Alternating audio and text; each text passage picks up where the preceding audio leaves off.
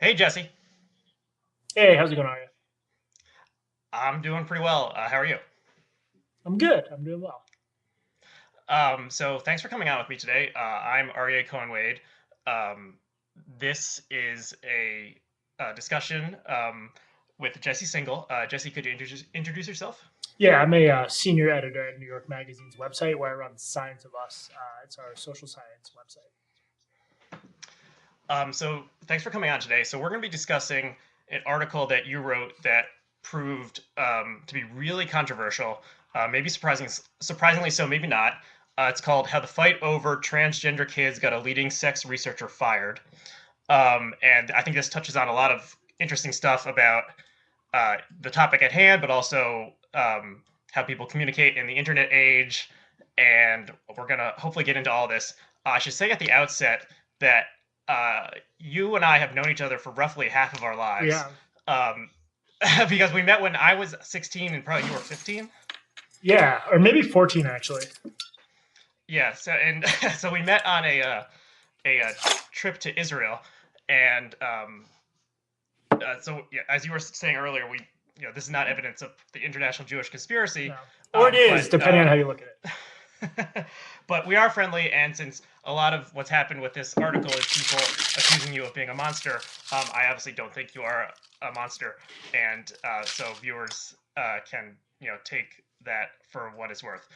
So why don't we just start with this is a really long article. We'll link to it. I encourage everyone to read it because it's a fascinating story, and you did a really good job. The article is like 10,000 words, but can you sum it up in a couple minutes as best you can? Yeah.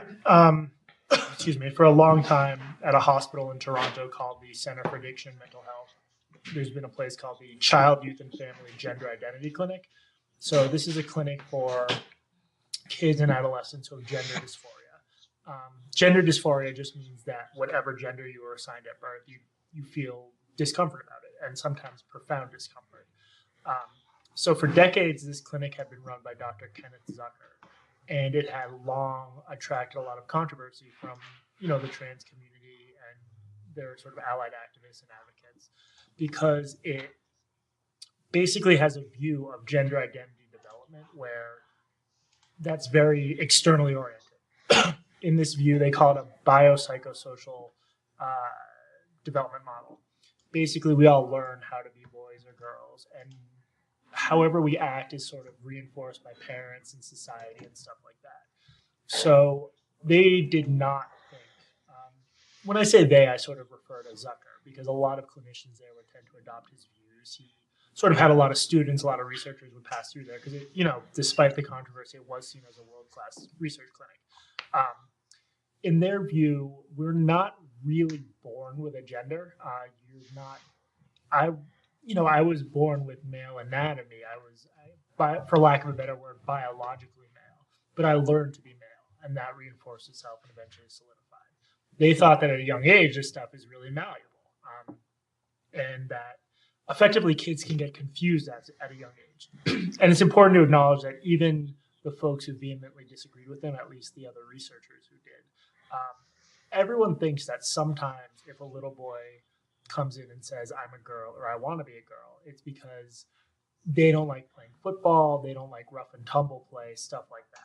So they think Mm-hmm. because I don't like football, I must be a girl. So in cases like that where the dysphoria isn't that serious, a good clinician will sort of help them develop a less rigid view of gender. Because ideally, if really all that's going on is that sort of level of confusion, you want to teach them that boys don't have to like football. Boys can play with dolls. Boys can do all kinds of stuff.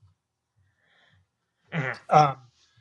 So, to make a very long story short, what made this clinic controversial is that in some cases, they would do what they called limit setting. They would, if a kid, let's say a little boy who's 4 years old comes in and he's really fixated on playing with dolls and on dressing up like a girl, sometimes the clinic would work with parents to impose limits on those behaviors because the clinic saw it as self-reinforcing. Like if you let him dress up like a girl every day and only wear wigs and only play with dolls, because kids have a less sophisticated view of gender, that will reinforce the notion that he's a girl.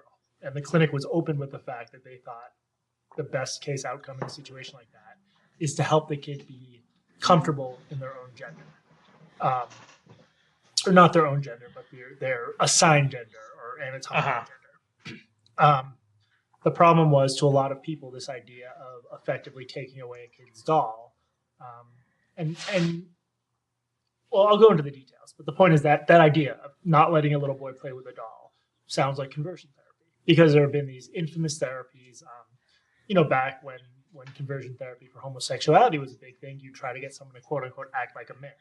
So a lot of people saw in this treatment regime or regimen something similar to conversion therapy. And eventually this led to a lot of really bad rumors about how the clinic was traumatizing kids and destroying lives and effectively killing trans people. So, and we should say conversion therapy, as far as I know, is still practiced in many places. Yeah.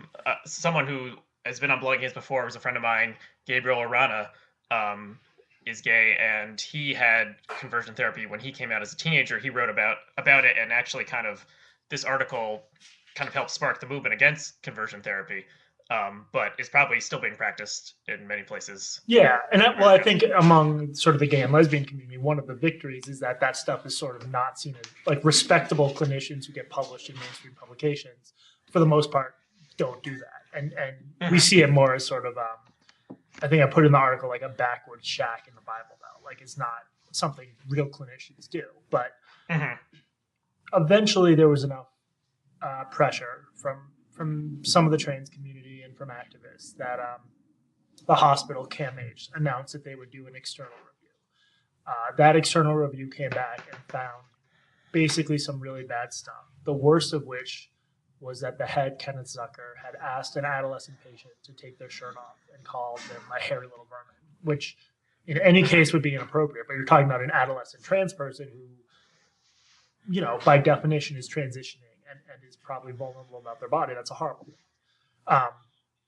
So where my article comes in is I basically did a lot of reporting to look into how the external review was conducted. I found that it's hard for people to set aside their thoughts about Zucker in the clinic here. Setting aside those thoughts, if you just look at it in terms of procedure, the review process was a disaster. All these sorts of rumors and innuendo got into the report. The hairy little vermin thing, I tracked down the person who said it happened to him. I call him Adam in the story. It didn't happen. It was another clinician, not Zucker, who did that. Nothing in the report was fact-checked. The report was then published on the CAMH website, including, the hairy little Zucker thing, according to a lawyer I talked to, might be libelous. And that was used. Hairy little vermin. Yeah, what did I say?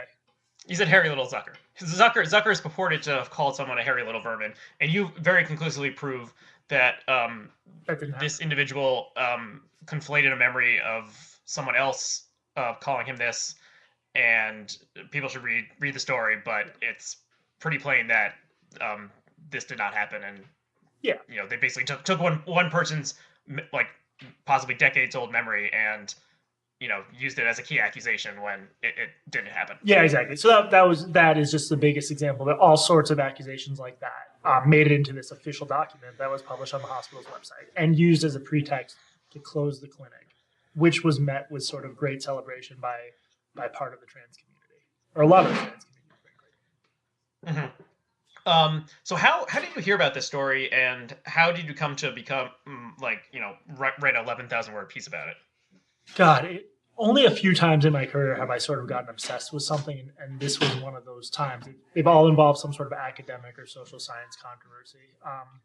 In this case, I think it was in the wake of writing a book review essay about Alice Drager's book, Galileo's Middle Finger, which is about sort of instances in which social justice activism and science appear to be at war with each other in ways that aren't necessarily productive for either side. So I think somehow through connections there, she's friends with some of the people involved, or acquaintances. I sort of got turned on to the story that way. And I distinctively remember I printed out the external review and read it on the bus to or from DC, from New York, and just being like, something is really fishy here. This does not come across as a professional document. So let's talk. I've heard of that book and I've read a review of it. And so I think a lot of people on the left kind of think oh, those conservatives, they don't believe in science, they don't believe in global warming, you know, they're know nothings, they're backwards. And I guess this book kind of is looking at what ways that people on the left have rejected scientific conclusions. Um, so can you speak a little bit more about that? Yeah, yeah. So I should be clear that I think right now in the U.S., right-leaning science denialism does a great deal more damage because, climate denialism could eventually kill us all. You have Republicans aggressively lobbying to prevent the NRA from studying gun violence, not the NRA, the CDC from studying gun violence. You have all kinds of stuff like that. That's because, right. And I should just say, the mere fact that we are mentioning global warming means that commenters below this video will start posting links to, studies questioning the consensus on global warming. And, so this is a belief that's pretty widespread among ordinary people in America, that what scientists are saying about global warming is not accurate. Right. I mean, global warming is a fraud, but that'll be the subject of my next article, so I'll come back to that. Yeah, okay, so we'll just table the global warming discussion for now, yeah, and continue on. But so basically, the point I want to make is who's worse, liberals or conservatives? I think because conservatives control a lot of state houses and are very influential at the national level, they're worse at the national level. But in places where progressives rule, which is academic communities and some sort of activism communities, I think we have the same tendencies to reject evidence that we see as threatening some core belief. Mm-hmm. So when you were writing this, I mean, did you think this is going to cause a big stir? Did you think I'm going to get a lot of blowback for this? Were you expecting blowback, or were you thinking like, well, this is kind of, I did my best job, reported out what I found, and it'll get kind of a normal reaction? It was both. I did my best job to report what I found. I understood that Zucker is viewed as a supervillain by a lot of trans people, and I simultaneously understand why they think that. And there's a So can you just make, like, what is the case that for people who think that Zucker is really harming people, like what is the best case that they make? All I could do as a journalist was talk to the activists who participated in the review process, and the evidence they gave me was, I had one tell me that it's traumatic to give a kid toys in a clinic because the kid can understand he's being judged for it. I had another say that she was a clinician who claimed to have worked with former Zucker patients. She said that her patients were traumatized by Zucker, but they didn't know they were traumatized by Zucker. So it reaches a point where either there are victims or there aren't. And every step of the period I spent reporting on the story, I told advocates on both sides, like, if I'm going to tell your side of the story, I need to talk to firsthand people with firsthand experience. And whereas the, for lack of a better word, pro-Zucker side put me in touch with tons of parents who supported what had happened at the clinic and who frankly weren't transphobic. I spoke with them for a long time. The anti-side, they didn't put me in touch with victims. I spoke with a few people, but Adam was the only one who could speak to a traumatic experience, and it didn't happen. So, as a journalist, all you can do, I don't have access to every person who went through the clinic. I made a good faith effort to talk to people on both sides who had firsthand experience, and, the victims didn't manifest themselves. So why do you think the hospital, Cam H, is that what people call it? Yeah. Why did they decide to use this report as a reason to close the clinic and fire Zucker? I think part of it is they didn't want to deal with the political controversy.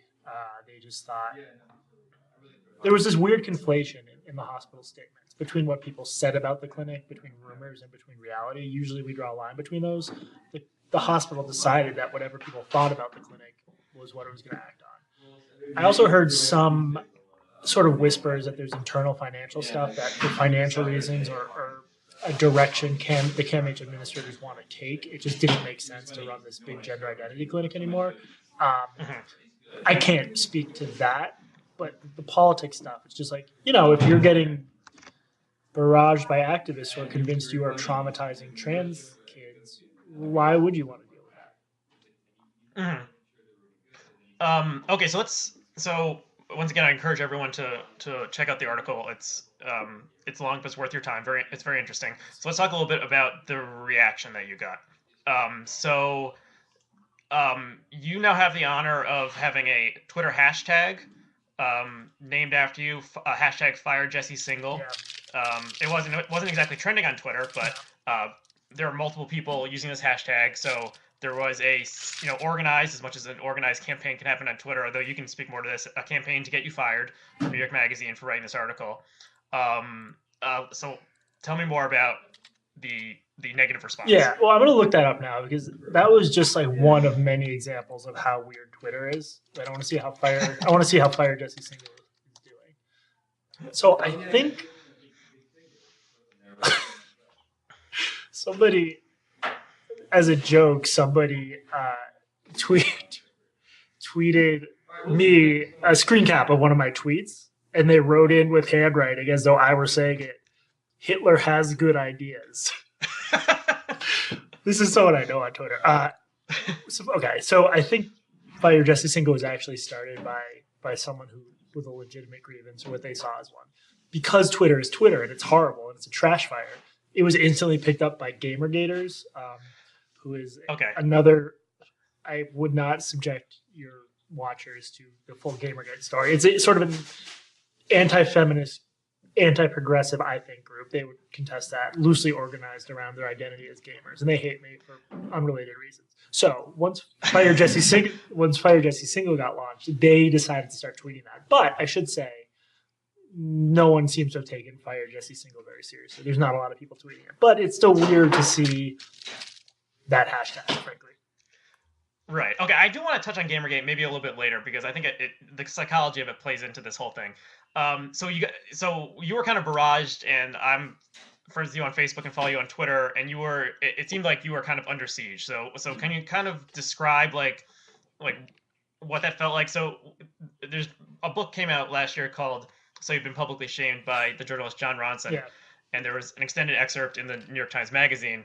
I actually listened to it as an audiobook a couple months ago, and you kind of got not the full public shaming, but people basically wanted to make you like a hate, the 2 minutes of hate person. Yeah. And so, like, what happened? Like, how did it happen, and what did it feel like to be in the middle of that? Well, so Ronson's book is really good. It's been controversial for certain reasons. He actually DM'd me, which was really nice of him to say, "Hope you're doing all right," because I was sort of basically. I think it took a couple of days after the article went up, but suddenly I was getting a lot of people tweeting at me. Some of them just saying you suck. Another thing they do is like they pepper you with questions. So to each individual person, they're only asking you one question. But the aggregate effect is like the whole world is asking questions at once. And these are loaded questions. And the idea is that you're going to slip up and you'll say something you're not supposed to say because it's Twitter and you can't get the full nuance in, and they'll beat you up for that. So I got just as with Gamergate and the times I've been sort of featured on Breitbart's homepage, which has happened a few times because they don't like me either. They're that, far right sort of white nationalist website. I didn't get any death threats. There were no physical threats, which I think tells you something. Basically that I'm male and it is worse to be a woman online. I just got sort of a barrage of people really pissed off at me and peppering me with questions. And Tuesday night, I think it was, I probably made the trash fire worse by actively trying to respond to people and starting to freak out a little because I had never sort of experienced this sort of pile-on from my quote-unquote allies. It had always been from the right. So I think I made things worse by responding and not just shutting down my laptop and doing something else for a while. Okay, so you did not learn one of the lessons from John Ronson's book. No. So You've Been Publicly Shamed, which is don't engage.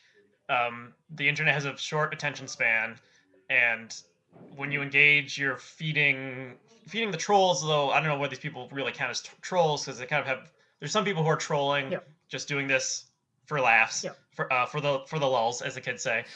There's other people who have what they believe are legitimate grievances, but so you just started engaging with people, and that just made things worse? Yeah. Plenty of people have good faith critiques of this article. I don't want to lump everyone in as trolls. basically at one point, a tipping point was when I shouldn't sort of say people's names here. There's an anti-Gamergate figure. So Gamergate for most of us is sort of, this will make Gamergate mad at me, but it's over. And like if you're a mainstream journalist, you don't really think much about Gamergate anymore. It had a brief sort of peak in 2014 late. But there's still people. Okay, and for viewers who, there have been a couple episodes on Blogging Heads about Gamergate. You can look into it. It's very unusual. What I described it in a previous conversation with the journalist Matt Binder as the postmodern news story, because people can't even agree what it's actually about. And that's strange that the two sides, not only do they disagree, but they disagree about like what they disagree about. But people can Google Gamergate and find out more about it. But you, for various reasons, the people who are pro Gamergate, or I don't know if they call themselves Gamergaters, they don't like you. Yeah, they don't. Actually, where was I going with that? What was the last thing I said? A Gamergate type person. Sorry. This is an anti-Gamergate type person who. Oh, okay. They're sort of troubled. They have a history of basically making stuff up. They said that I was harassing them online and that I had incited harassment. I made the mistake of highlighting the fact that they were lying. And as I was engaging with them, I got one DM and one email, maybe a third email or DM, basically saying like, this person is trouble, don't engage with them. By then it was too late, because once you're in one of these harassment circles, the act of pointing out that someone is lying about you is taken as, weirdly in an Orwellian way, that's proof of your harassment. Because I'm bringing him more attention, him or her, I'm not going to say the gender. I'm bringing them more attention, and that will bring them more harassment. So the fact that they made up the claim doesn't matter. But me defending myself proves I'm a harasser. Okay, so it is kind of Kafka-esque, or I don't know if it's more Kafka-esque or no, I think it's more Kafka-esque. But yeah. But this totally blew things up more, because if I had let these tweets be, the tweets were of the forum, somebody help me, Jesse's inciting harassment, my mentions are filling up.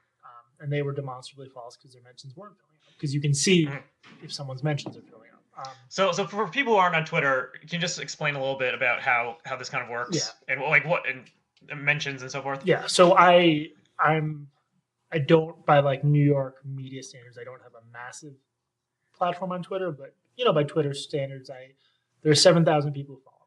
So hypothetically, if I tweeted out your name, Aryeh, and I did it in the right way and said, you hate Gamergate, I could get Gamergate to attack you, which I'm going to do right after we get off, just to sort of let off steam. The person I was engaged with had a history I was unaware of Gamergate harassing them, or so they said. So I made the mistake, and this is exactly the sort of contextual mistake you can make when you feel wrongly like you're fighting for your online life and just responding to everyone. Because if you're just punching back randomly at everyone, one of your punches is going to accidentally hit like an orphan, and then everyone will take a picture of you hitting the orphan, and that's the story. So I did the Jesse Singal punches orphan. Well, this is exactly what happened. I punched the proverbial orphan, and at one point, this drove me fucking crazy. I'm flailing on Twitter. I'm trying to explain what's going on. So I tweet out something like, there are some unstable people here, meaning the people making stuff up about me who I've just been told offline are unstable. That gets screen capped by an anti-abuse person named Izzy Galvez. And he screen caps that and then says that I am saying that transgender critics of my article are unstable.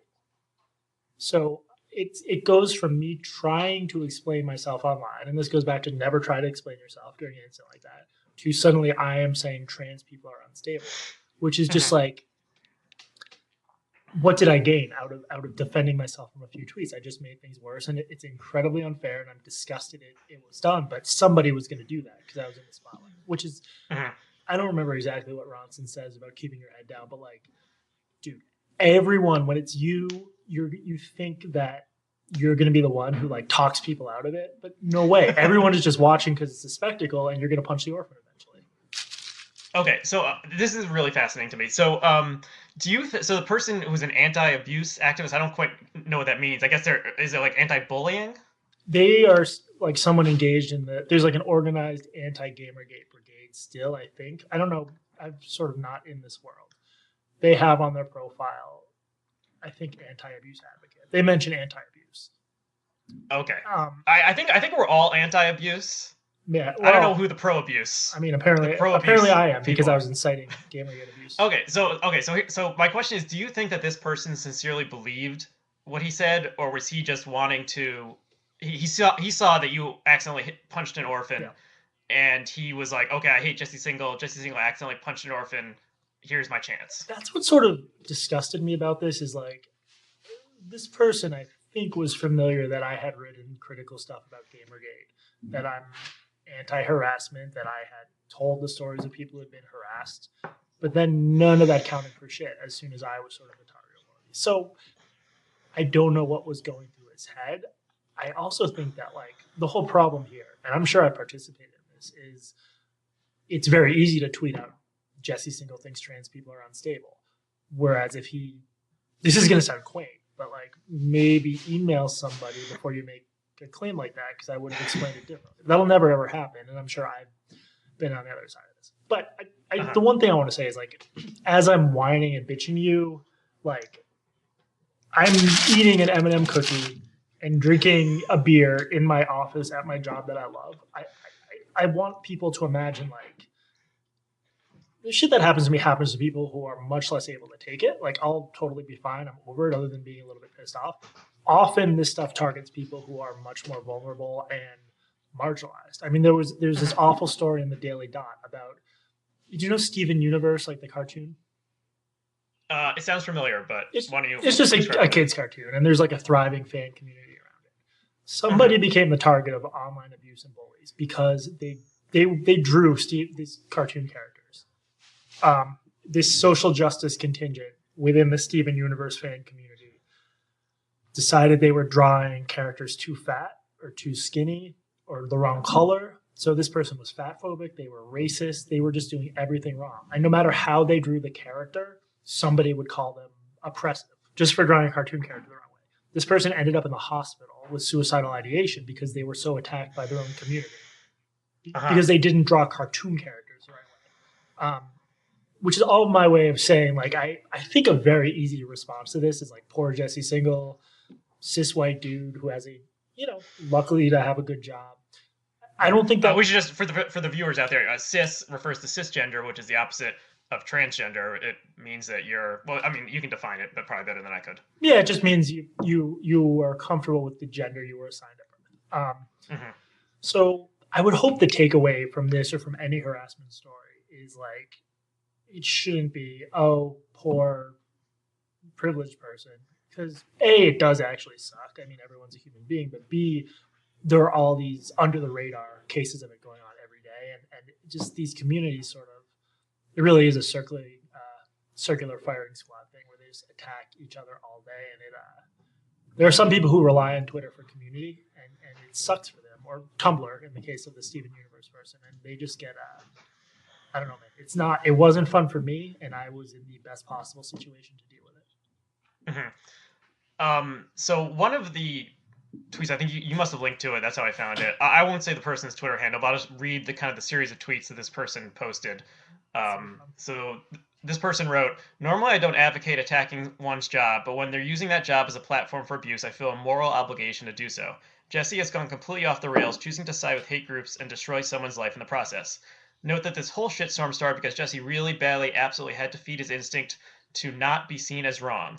When you're feeding that instinct so much, you're harming people you claim to care about, siding with their predators, all in caps. It's time to STFU," which for the viewers out there stands for shut the fuck up.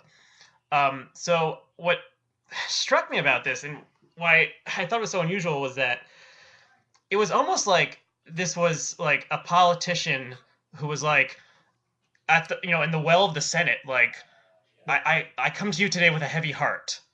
Yeah. Look at this yellow cake more uranium. Sorrow Jesse. than in anger. Yeah.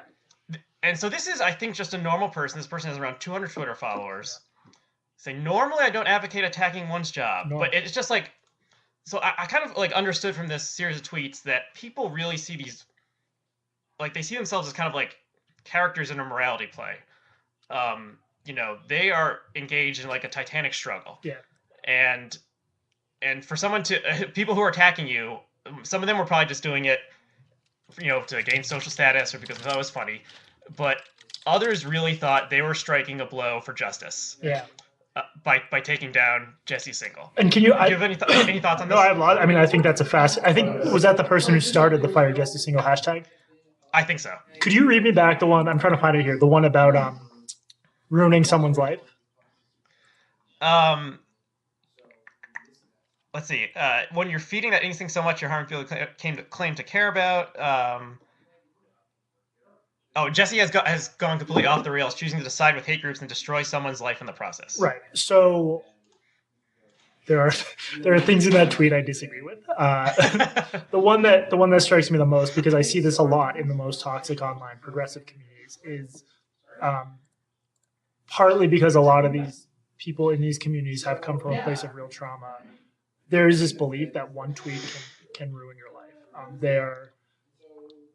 The concept of harassment, I think, means a different thing for them than it does for me, because I don't like the way the term's been defined down. I think even if you tweet the Gamergate hashtag at someone, they will catch some shit. I don't think it's a straight line between that and death threats, which I know people are going to criticize me wildly for. But if you're on Twitter every day with that kind of bunker mentality of by dot replying or retweeting someone, you could ruin their life. I mean, Jesus Christ, man, there are horrible real life incidents of internet harassment. I mean, Amanda Hess, Lindy West, folks like that, Zoe Quinn, Anita Sarkeesian, endless examples. But it doesn't work like that, where one tweet is going to ruin someone's life. So I don't know. I think that can partly explain their sense of self-righteousness, that normally I wouldn't do something like try to get one fired. But this time, Jesse did something so bad that is warranted. And I think I've realized that, like, unfortunately, people coming from a place like that, I really just need to block them on Twitter, because I don't want to deal with people like that. I don't want to, like, and when I say people like that, I mean very specifically the small core of people who view this whole thing as like a battlefield. It's like, I actually don't think Twitter's a battlefield. I think Twitter sucks in a lot of ways and is a giant football field with like individual dumpster fires on it. But maybe it's easy for me to say I don't hold this worldview where one wrong tweet and your life is ruined. One tweet doesn't ruin anyone's life. Right? Like, so, yeah, I know I'm going to catch flack for that, but I guess if people want to claim that one tweet will ruin someone's life, I think that's a pretty big claim, and they should have to defend it. Right. So, I mean, one tweet can ruin your life. It happened to the woman whose name is escaping right now who made the joke about AIDS. Justine Sacco. Right. Justine Sacco. But she was, so whoever this person is, was accusing you of ruining someone's life. So this would be the screenshot that you mentioned earlier. Is that what they're referring to? Yeah, and I think at one point, someone posted me their own screenshot of how they had tried to get me fired by sending something to New York Mag, and I had said, that's exactly what Gamergate did to me, which is absolutely true. The only other group that's ever tried to get me fired was Gamergate. And I did the hashtag for Gamergate. That was my mistake. So in the view of people, I was then calling Gamergate to harass them. If people want to look back Tuesday night and see if that actually led their life to be ruined, I'm skeptical, because I think it's less straightforward than that. And then the person who made up the claim apparently had a long history with Gamergate I was unaware of. And they did end up getting attacked by Gamergate, because Gamergate opportunistically came in and sort of broadcast this stuff further, all of which is a long-winded way of me saying I should have blocked this person as soon as they started making accusations of me. So okay. That person, that's a really dumb series of tweets, but the one thing they had right is that I felt the need to be right. And in the heat of the moment, you could be doing yourself a disservice by needing to be right rather than just backing away. Mm-hmm. So I think, okay, so there's a couple more places things I want to ask you about. So, I mean, one of the things is, like, you ruin someone's life through a tweet, and there's kind of a inability or a choice to suspect the worst of your political opponent. This happens all the time in all walks of life. But I think so people were basically accusing you of, wanting to end trans people's lives. Yeah. Maybe that wasn't like an explicit No, thing, that was but what was implied. I mean, yeah. Sorry, go on. yeah. So I mean, I think this is probably people were sincerely believe that because of your writing, you want to like erase a segment of people from from the world, and there are people out there, I'm sure, who wish that transgender people didn't exist. You are not one of them. I think it's safe to say, but I think in these Twitter battles, it's always like jump to the take it to the nth degree. Make the Hitler comparison. Think that your enemies want to erase you, dehumanize you. So we were kind of joking on Twitter about you were saying that the Gamergate people they have this kind of weird way of talking. It's like they learned everything from the movies, or I guess you were saying like, where does this come from? I was joking like maybe it's because these people like just watch TV all the time and don't have a lot of actual human conversations. Yeah. And someone like jumped in to say like, stop with the dehumanization. Like that's not dehumanization. Like dehumanization is like Jews are vermin, Right. and they need to be exterminated. I was basically like saying like these guys are dorks. Like that's not dehumanization. So someone like was immediately taking it to the, you don't accusing me of not thinking that this person was a human. Yeah. Or thinking they shouldn't deserve the status of a human or the rights of a human. When really I was just saying you're a nerd. But that's which is kind of a pretty mild insult on the internet. But nothing's a mild insult on the internet because I mean I'm going to sound like a 70-something 60 Minutes anchor, but on Twitter to get attention you need to make the sort of most spectacular claim possible. And because of the way social dynamics work and groups feed off each other and shit snowballs, it's never like I saw reasonable one person who I'm like online friends with who is a trans writer said even she was sort of like she said, I'm afraid this article will lead young trans people to not get access to healthcare. And it's just like if you read the article, I don't know, man, there's a tendency toward maximalization. Everything making it worse than it has to be or worse than it is. And that's how you get I followed someone yesterday, a Kotaku editor, and she called me a piece of shit for following her. So, I should say that I need to emphasize, A, I didn't get harassed. Nothing bad happened, no threats. B, bizarrely. But was there anything beyond Twitter messages and emails? Did anyone, no one doxed you, no one, which is a term for when people publish someone's street address or their phone number or something so that a horde of online monsters can ruin their lives. Were there any repercussions beyond the Twitter and email sphere? No, and if I judged it there weren't. And if I judged it based on email, I would have thought people loved the article because the people who had strong enough views about the article to actually write more than however many characters. I had an outpouring of people saying they appreciated the article. I also had an outpouring of people supporting me via DMs and emails while the bullshit was going on. So it's really just Twitter where people are saying the really mean stuff. I'm trying to think. I think every critical email I got was thoughtful and courteous and nice. It's just Twitter. Twitter is unsolvable. This idea that we're going to create a Twitter free of harassment and people being dicks is this bizarre fantasy that people repeat over and over and over. And then you ask them for specifics and they're like, make it easier to ban. Like there's no solution. Twitter's done as like a nice platform. It's so over. And it seems like I'm just saying this because I've been attacked, but a lot of people have been saying that for a while, and it's totally true, I think. Okay, so you continue to tweet. So do you do that because as a journalist you feel like it's a professional obligation to be on Twitter because a lot of journalists talk to each other on Twitter and a lot of breaking news is on Twitter? Do you feel like you enjoy using Twitter? Or I mean, why haven't you deleted your account, basically? Which is what everyone thinks you should do, Jesse. Just delete your account already and go kill yourself. Yeah, exactly. Why haven't you done that? I thought about it. I asked our social media person about it. I asked my boss about it. When I asked about it, it was less in like I got to escape the abuse way because the abuse only lasted like a couple days. And excuse me, I think abuse is the term I'd call it. I don't want to do that lightly either. I wouldn't call it harassment because I do think harassment is like threats. But I don't know. I have a horrible love-hate relationship with Twitter. I think it's great for making dumb jokes, and it's great for stupid memes. It's great during times like Ferguson. People overrate it because it's also so good for spreading false information. But I had like Twitter was vital for me to follow what was going on in Ferguson. Um, Mhm.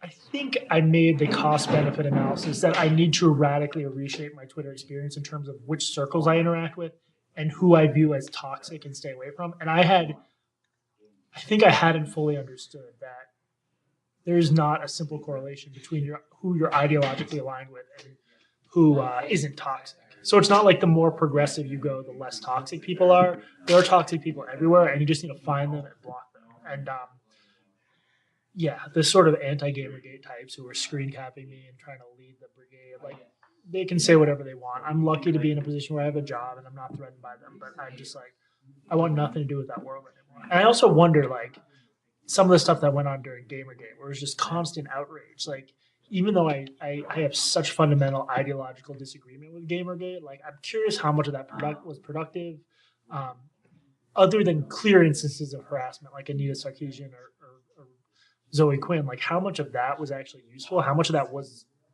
a lot of this stuff isn't anything. Like you dig into the specific conflict or circular firing squad, and there's just nothing there. So yeah, basically, I think the benefit outweighs the cost of staying on Twitter. I'm just going to do it a little bit differently.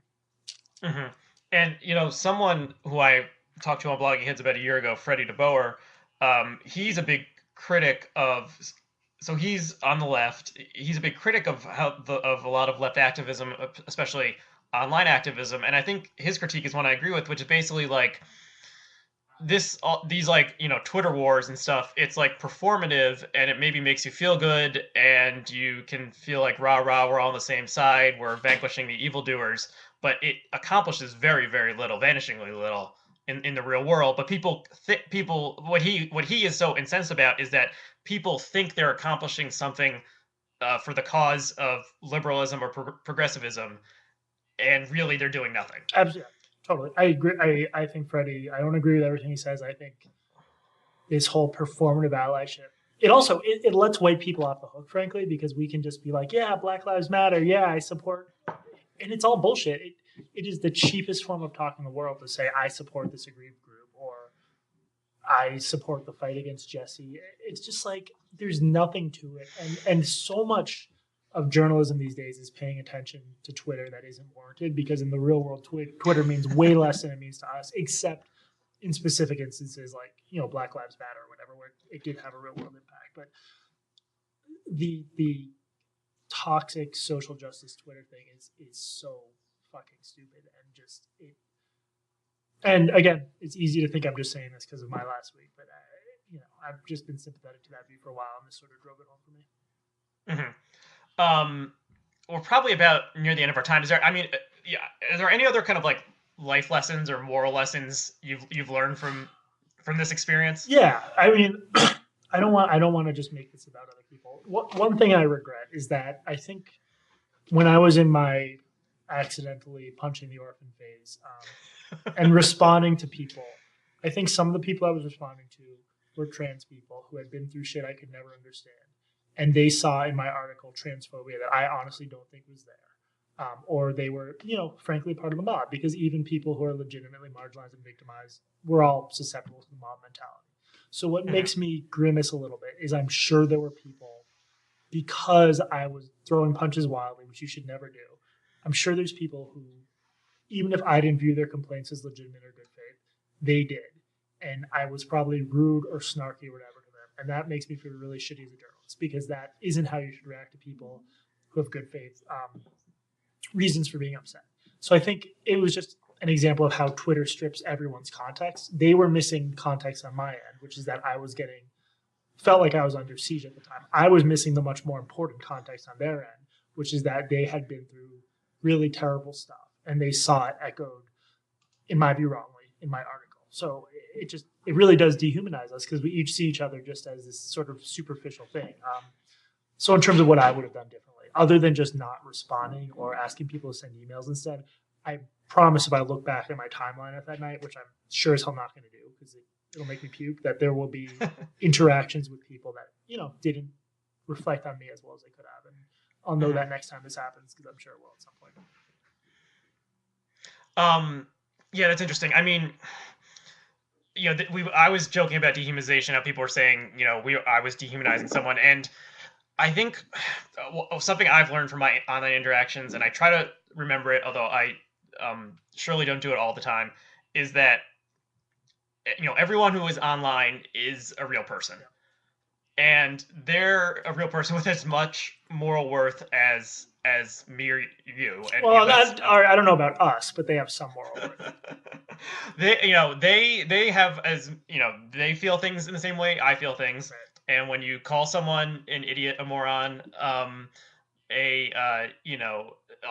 whatever negative term you want to, there's a real person on the other side of that. I think we kind of forget that often in online interactions, because it just seems like it's words appearing on the screen, and but they're coming from a real human, and that's something we should always remember in dealing, in online interactions, is that the person you're arguing with is just as much of a person as you are. Yeah, and maybe that's just kind of like trite or something, but I think a lot of people just forget it. No, it's true. And after the Kotaku editor called me a piece of shit, I actually did send her an email. I was just like, look, I'm not used to being called a piece of shit. I just wanted to send you an I am a human being email. So I don't know if that worked or if she kept calling me that, but you're absolutely right. And I promise I've been guilty of it too, especially when it comes to people with whom I have serious ideological disagreements. So I'm going to try to be conscious too of not being on the other side of this. Yeah, and I mean it's obvious, but like, would you say if you're about to call someone something online or say something to someone online, would you say it to them, to their face? Right. If you say to them to their face, there's a chance they could punch you in your face. But if you even put that aside, would you say, if you were staring at someone, would you would you say what you're about to say? And if you wouldn't, then you probably shouldn't write it on the internet, because a real person is going to read it. It's good advice that no one will ever follow. Well, you never know. Maybe we'll start a revolution with this conversation, and we'll see what the commenters below think, and whether they want to take my advice to realize that all of the people commenting on this video are real people, just as real as they are. But I think that's about the end of our time. Jesse, thanks so much. So once again, we'll link to the article. I encourage everyone to read it. If they want to delve into Jesse's Twitter feed and kind of see how the shit went down, your Twitter account will be linked below this video as well. So thanks so much for coming on, and thanks to our viewers, and we'll see you again next time. Thanks for having me, man. Okay, bye.